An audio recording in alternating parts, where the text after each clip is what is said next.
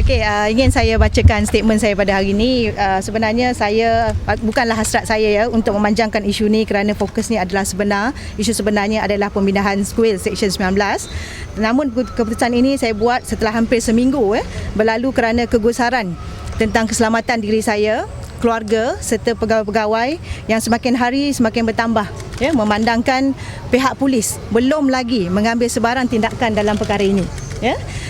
Maknanya dalam program yang dialog yang lepas tu begitu jelas ya, perkara itu berlaku, begitu jelas hamburan perkataan-perkataan begitu kepada saya, tetapi sehingga seminggu yang berlalu tidak ada apa-apa tindakan dibuat oleh pihak-pihak tertentu. Jadi saya telah hadir sebagai salah seorang ahli panel iaitu Wakil Rakyat Dun Batu 3 bagi menyelesaikan masalah itu. Tetapi apa yang saya dapati dalam dialog itu, beberapa perkataan yang saya terpaksa sebut di sini ya, yang sebenarnya menuju kepada saya sendiri, iaitu perkataan seperti jalang ya, Roziah mengalahkan pelacur ya, pelacur lebih baik daripada Roziah, daripada saya lah maknanya, dia babilah, sundal dan macam-macamnya, dan akhirnya lemparan kata yang begitu saya rasakan menyentuh keselamatan saya, iaitu aku akan rogol kau Roziah. Ini satu perkataan yang sebenarnya tidak boleh dibiarkan, dan intimidasi ini jelas dan adalah untuk memburukkan nama ya, dan menghina saya ya. Saya berasa amat kecewa dengan sikap yang ditunjukkan oleh segelintir mereka ini sehingga merasakan keselamatan dan kehormatan diri saya terancam. Kerisauan ini juga adalah atas dasar saya sebagai ADUN dan Exco Kerajaan Negeri yang mewakili wanita keseluruhannya.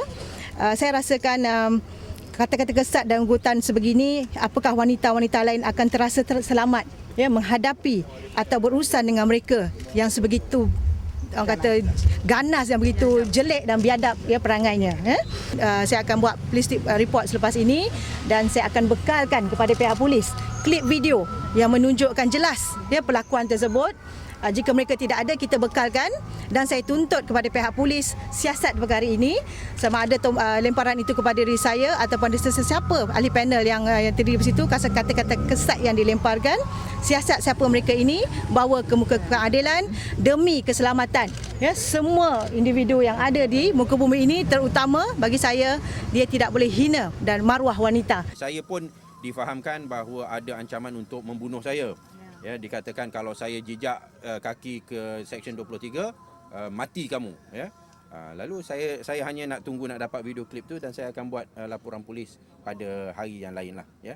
Tetapi buat masa ini saya nak tentukan bahawa dakwaan itu benar-benar berlaku, dan saya nak dengar video klip itu sendiri, nak dengar siapa yang sebenarnya cakap, dan saya akan buat laporan polis selepas saya mendapat bukti yang lebih kukuh.